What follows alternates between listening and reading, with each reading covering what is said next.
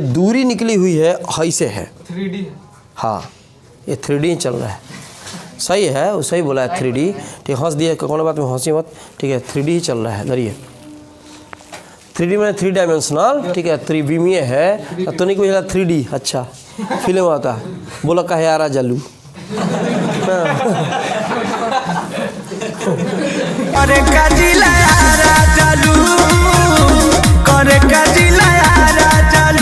हंसे का बनता एक बार तो कह दिलस कि आरा में दोबारा वही है ना।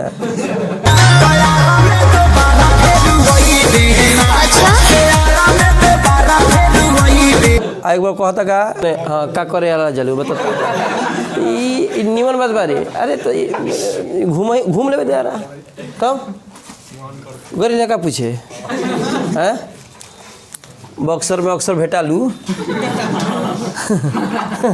हम कहता जी सर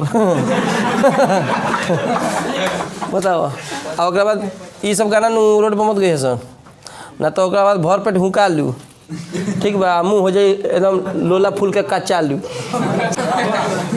देख ने बउआ भालू